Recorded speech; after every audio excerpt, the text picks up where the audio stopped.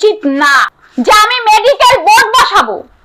আমি সাংবাদিকের সামনে ডাক্তার মেডিকেল বোর্ড বসা, আমি একটা জিনিস আপনাদেরকে ক্লিয়ার করব আর 2-3 মাস পরে।